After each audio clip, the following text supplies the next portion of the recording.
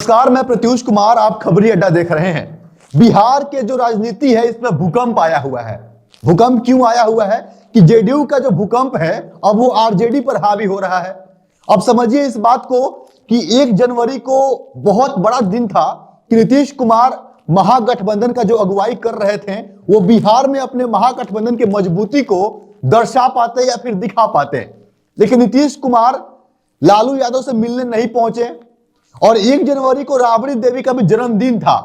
नीतीश कुमार यूं तो ऐसे कई सारे मौके पर राबड़ी आवास पे पहुंच जाते हैं जब से उन्होंने गठबंधन किया है, लेकिन 1 जनवरी को इतना खास दिन होने के बावजूद और बिहार के पूर्व मुख्यमंत्री राबड़ी देवी और जिनके साथ आप सत्ता में है शामिल, उनके बड़े नेता के जन्मदिन होने के बावजूद वो राबड़ी आवास नहीं जाते हैं और ना ही कोई ट्विटर पे एक ट्वीट भी करते हैं कि बिहार के पूर्व मुख्यमंत्री राबड़ी देवी को जन्मदिन की हार्दिक शुभकामनाएं एवं बधाई। यह सारा किस और इशारा करता है, यह समझने वाली बात है। समझिएगा, नीतीश कुमार 1 तारीख को ये सब कुछ नहीं करते हैं और यूं अपना जो ललन सिंह है इनको हटाने के बाद खुद अध्यक्ष पद संभाल लेते हैं और संभालने के बाद जो तमाम मीटिंग्स है इसका दौर चल रहा है और आरजेडी एक पोस्टर लगाती है जिसके खिलाफ में जेडीयू के तमाम कार्यकर्ता और खुद एमएलसी सुनील कुमार भी बोल रहे होते हैं। इसके बाद लालू यादव विधानसभा अध्यक्ष अवध बिहारी चौधरी को अपने आवास पर बुलाते हैं और अवध बिहारी चौधरी जाते हैं लालू आवास में और लालू आवास में जाने के बाद उनसे तमाम मीटिंग होती है, बातचीत होती है। अब बातचीत किस मुद्दे पर हुआ होगा ये समझिएगा। आरजेडी के पास 79 विधायक है खुद का, फिर कांग्रेस का है, फिर 6 अन्य है, फिर वामदल है। ये तमाम जो विधायक हैं ये अभी महागठबंधन के साथ हैं।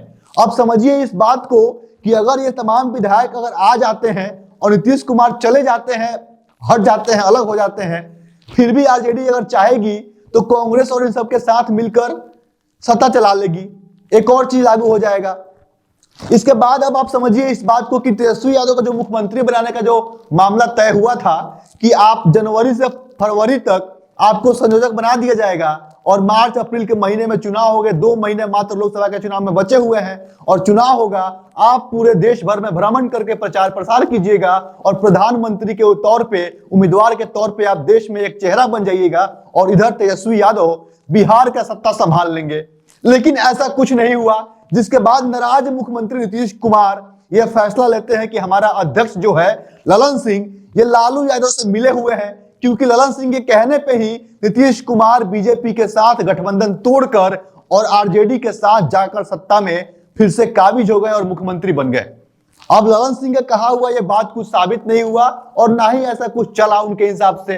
फिर क्या होता है, एक आनंद फानन में आते हैं और कहते हैं कि भैया अब आप छोड़ दीजिए अध्यक्ष पद, अब फिर से हम संभालेंगे। और इधर लालू यादव क्या कर रहे होते हैं कि जेडीयू को तोड़ने के फिराक में लग गए हैं।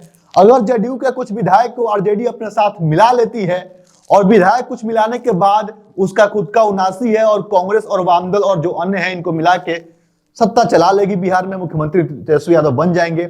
यह समीकरण सेट किया जा रहा है वहां पे।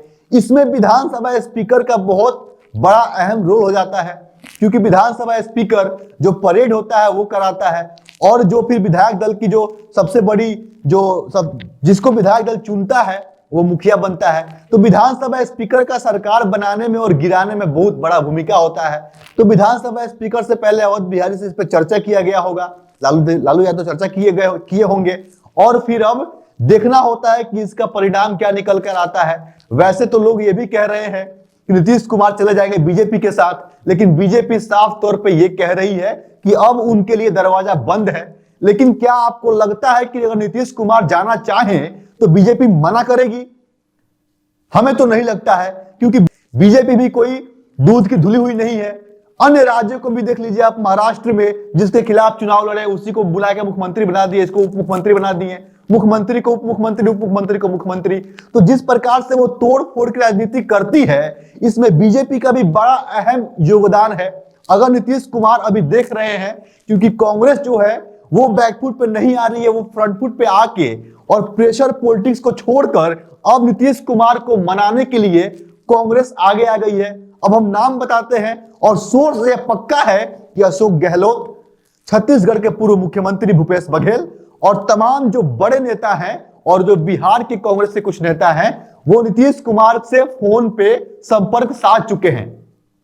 ये साफ तौर पे कह चुके हैं कि आइए मीटिंग होगा और मीटिंग होकर आपको संयोजक का पद दे दिया जाएगा, आप संभालिए और महागठबंधन को लीड कीजिए। लेकिन बिहार में नीतीश कुमार, जो उनका मुंह जो जल गया है दूध गर्म दूध से, वो फूंक फूंक के अभी कदम रख रहे हैं। नीतीश कुमार वैसे साफ छवि के नेता हैं, उनके खिलाफ इतने दिन मुख्यमंत्री रहने के बावजूद उनके खिलाफ कोई भी घोटाला जैसा कोई मामला नहीं है, ना ही ऐसे कोई भ्रष्टाचार या फिर करप्शन का मामला है। तो बीजेपी उनके खिलाफ और कुछ नहीं कह सकती है सिवाय पलटू के, ना ही तेजस्वी यादव और कुछ कह सकते हैं सिवाय पलटू के। उनमें एक खोट है, पलटू, वो पलट जाते हैं।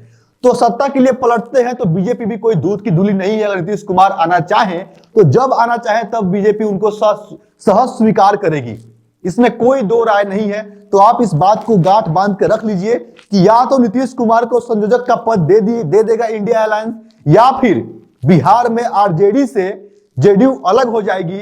अब जो भी समीकरण बने, जैसे भी समीकरण बने, फिलहाल जेडीयू दबी हुई है क्योंकि उसके पास विधायकों की संख्या कम है, और आरजेडी चढ़ी हुई है क्योंकि उसके पास विधायकों की संख्या ज्यादा है। लेकिन एक बात और है, नीतीश कुमार इतने कच्चे खिलाड़ी नहीं है। अगर सरकार नीतीश कुमार की नहीं बनी और अगर आरजेडी से अलग होते हैं तो वो सरकार गिराकर साथ ही साथ लोकसभा के चुनाव के साथ बिहार में भी विधानसभा चुनाव करा सकते हैं। ये कोई छोटा मोटा बात नहीं है, ये बिहार के सियासत के लिए काफी बड़ी खबर है। और बिहार के सियासत के लिहाज से देखा जाए और अभी तक का 20 से 22 साल का नीतीश कुमार का जो बिहार के मुख्यमंत्री के तौर पे या फिर जब से बिहार में केंद्र के बाद जब से बिहार में एक्टिव हुए, अगर उनका कार्यकाल देखा जाए तो वो किसी के सगा हुए नहीं है। और वो अपने राजनीतिक विदाई ऐसे लेना नहीं चाहते हैं जिस प्रकार से उनको बीजेपी, आरजेडी ये उनको देना चाहती है। नीतीश कुमार के पूरे राजनीतिक जीवन का जो किया धरा है वो अंत में ही समेट कर जाना चाहते हैं। वो चाहते हैं या तो हम विपक्ष के बड़े नेता के तौर पे उभर कर देश में आए, या फिर वो अच्छा खासा चले जाएंगे बीजेपी में और बीजेपी का मुख्यमंत्री होगा और नीतीश कुमार या तो उपराष्ट्रपति या फिर कहीं जाकर केंद्र में सेट हो जाएंगे और उनका इस प्रकार बिहार की राजनीति से विदाई हो जाएगा। बाकी अपने हिस्से का राय हमें कमेंट के जरिए अवश्य बताएं। फिलहाल के लिए इतना ही। मेरा नाम प्रत्युष कुमार है और आप खबरी अड्डा देख रहे हैं। नमस्कार।